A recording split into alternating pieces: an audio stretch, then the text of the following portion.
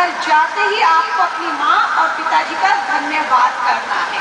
जब वो पूछे क्यों, तो कहिएगा इसलिए क्योंकि आप मेरे भगवान हैं, आपने मुझे जन्म दिया है, आपने मुझे दूसरे उन माँ बाप की तरह कोख में नहीं मारा है, इसलिए मैं आपका धन्यवाद करती हूँ। करेंगे या नहीं करेंगे? जाते ही घर में, जाते ही माँ को बोलना, पिताजी को, माता पिताजी आप दोनों का धन्यवाद। हैरान होंगे कि किस बात का धन्यवाद? ये छोटी बात नहीं है ना कि उन्होंने हमें जन्म दिया। बहुत से माँ बाप हैं जो आज पता लगते ही लड़की को गर्भ में ही मार देते, लेकिन हम सब भाग्यशाली हैं कि हम जन्म ले पाए। अब हमें एक कदम और आगे बढ़ना है कि नहीं? अगला कदम क्या होगा आपका? जन्म तो मिल गया हमें, हम घर जाके माँ बाप का धन्यवाद भी करेंगे और उसके बाद हमारा अगला कदम क्या होगा?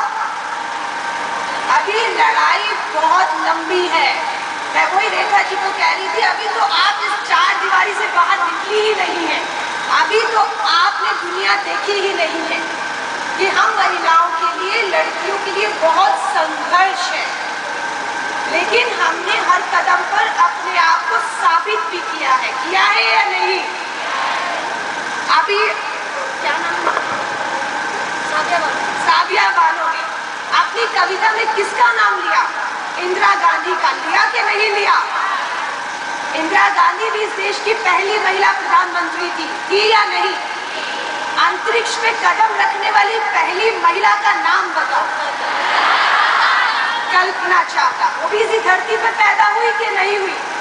अंतरिक्ष की बुलंदियों को छुआ कि नहीं छुआ? अगर कल्पना चावला या सुनीता विलियम्स इस धरती से अंतरिक्ष पे पहुंच सकती है, तो आप पहुंच सकती है कि नहीं? आप भी उसी भारत में पैदा हुई, उसी जमीन पे पैदा हुई, वही आपको सब कुछ मिल रहा है जो उन्हें मिला है, लेकिन आपको फैसला लेना है।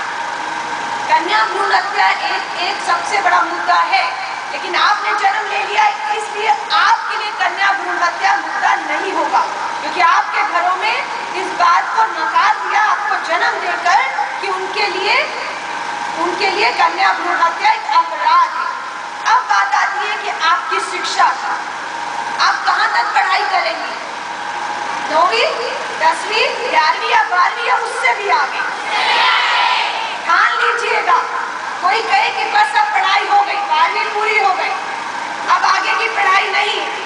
लड़िएगा घर के अंदर, ठीक है, कि मुझे पढ़ना है, लिखना है, अपने पैरों पे खड़ा होना है।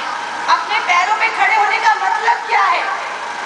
कि मेरी अपनी जरूरतों के लिए मेरा हाथ ऐसे नहीं रहेगा। आज के बाद मैं पढ़ूंगी, लिखूंगी, अपने पैरों पे खड़ी होंगी और मेरा हाथ ऐसे की बजाय ऐसे हो जाएगा। ऐसा हाथ कब होगा? जब हम पढ़ लिख कर कमाएंगे, अपने पैरों पे खड़ी होंगी और ऐसा करना सीखेंगे, अपने परिवार की मदद करना सीखेंगे। हम कब तक ऐसे हाथ फैलाती रहेंगे अपनी जरूरतों के लिए? इसलिए मैं आप सबसे कहूँगी, पढ़ना है, लिखना है, अपने पैरों पर खड़ा होना है। शादी कितने लोगों को करनी है? किसी को नहीं करनी? शादी तो भैया होगी, ठीक है, चाहे करो या ना करो, शादी तो करनी होगी। लेकिन हाँ, शादी कब करेंगे हम?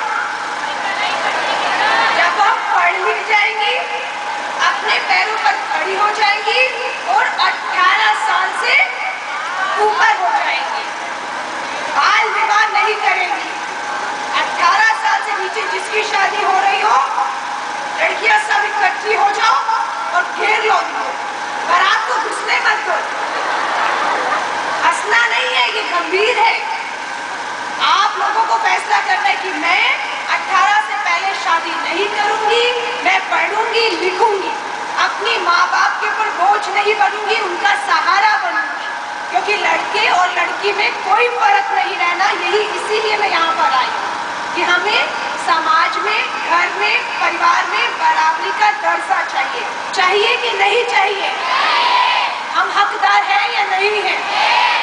अब मुझे सच हिम्मत करके, हाथ खड़ा करके कौन बताएगी कि अभी भी उसके घर में भाई और बहन में भेदभाव हो मत बताओ। किसके घर में अभी भी ये कहते हैं कि तू छोरी है, तू चुप करके बैठ जा, तू छोरी है कम बोला कर, तू छोरी है ये नहीं पहनेगी, तू छोरी है 6 बजे के बाद घर से बाहर नहीं जाएगी। किसके घर में होता है? सबके घर में या किसी के घर में भी नहीं? सबके घर में। तो अब ये गलत बात है, ये सही बात है? छोरे को तो तुम कुछ मत कहो, ठीक है, छोरा कुछ भी करे, लेकिन छोरी क्या पहनेगी, क्या खाएगी, क्या बोलेगी, क्या करेगी, वो फैसला किसका? माँ बाप का फैसला होना चाहिए। अभी तुम स्कूल में हो, जब 18 की हो जाओगी, तुम्हें दुनियादारी की समझ आ जाएगी, तब तुमको अपने फैसले लेने। अभी तुम्हें कोई इसमें शक नहीं, दो राय नहीं कि पूरी तरह से माँ बाप की सुननी है, उनके कहने पर चलना है। लेकिन अगर तुम्हें परिवार में दिखता है कि भाई और बहन में फर्क किया जा रहा है, तो बड़े प्यार से माँ को बोलना है, पिता को बोलना है कि मुझे भी तुमने जन्म दिया है। दुनिया कहाँ से कहाँ पहुँच गई। इंदिरा गांधी से लेकर कल्पना चावला ने अंतरिक्ष की बुलंदियों को छू लिया है, तो मुझे मत रोको। उन्हें यकीन दिलाओ कि तुम मेरे माँ बाप हो, तुमने मुझे जन्म दिया है। मैं चाहती हूँ कि मैं कुछ ऐसा करूँ कि आने वाले समय में तुम मुझ पे गर्व कर सको, तुम गर्व से कह सको कि ये मेरी बेटी है। हाँ या नहीं? मुझे नहीं लगता कि मैं यहाँ पर बैठी हुई हमारी अध्यापक जो है या आप लड़कियों से ये बात कर रही हूँ। मुझे ये यकीन है कि जो बात आपसे मैं कर रही हूँ, वो अपने घर जाके अपने माता और पिता को बताओगे कि दिल्ली से अलका लांबा दीदी आई थी, हमें उन्होंने कहा हम आपका धन्यवाद करें, हमें उन्होंने आज ये पढ़ाया है स्कूल में कि हमें पढ़ना है, लिखना है, अपने पैरों पर खड़ा करना है, हमें घर परिवार के साथ समाज और देश का भी नाम रोशन करना है। मुझे भी इंदिरा गांधी बनना है, मुझे भी कल्पना चावला बनना है, मुझे भी अंतरिक्ष की ऊंचाइयों को छूना। हाँ या नहीं? किसी ने कुछ सपना देखा है कुछ बनने का या नहीं? सपने देख रही हैं? क्या बनना है? डॉक्टर। और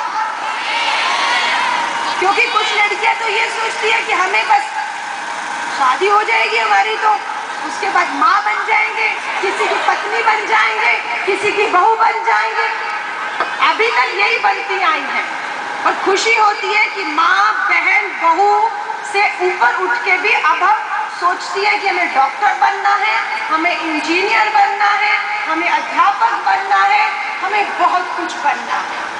हाँ या नहीं? तो ठान लीजिए, मन लगाकर लगन के साथ पढ़ाई करिए, पढ़ाई में कंपटीशन करिए कि मुझे कामयाबी हासिल करनी है।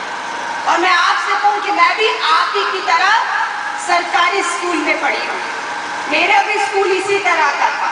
और मैं अपनी टीचर का धन्यवाद करती हूँ कि जिनकी वजह से मैं आज यहाँ पर हूँ, क्योंकि अगर मेरी अध्यापकों ने मुझे ये मौका नहीं दिया होता, हर बार स्कूल में जब भी कुछ कंपटीशन होता था, चाहे वो खेल का कंपटीशन है, चाहे वो कविता का है, किसी भी, मेरे अध्यापकों ने हमेशा मुझे प्रोत्साहित किया कि तुम ये मत सोचो कि तुम एक लड़की हो और तुम कहीं से भी लड़कों की बराबरी नहीं कर सकती हो या आगे नहीं बढ़ सकती हो। मैं आज भी अपने अध्यापकों का धन्यवाद करती हूँ।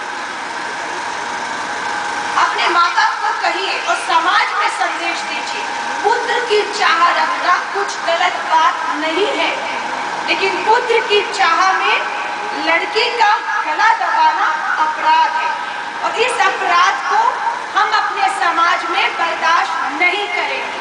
नहीं करेंगी? आवाज उठाएंगी? मेरा साथ देंगी आप? जहां कहीं भी देखिए कि महिलाओं पे अत्याचार हो रहा है, किसी महिला को मारा पीटा जा रहा है, कहीं पर भी महिलाओं को जो या बाल विवाह हो रहा है, लड़की को शिक्षा से रोका जा रहा है, कक्षा में आकर आपस में बात करिए।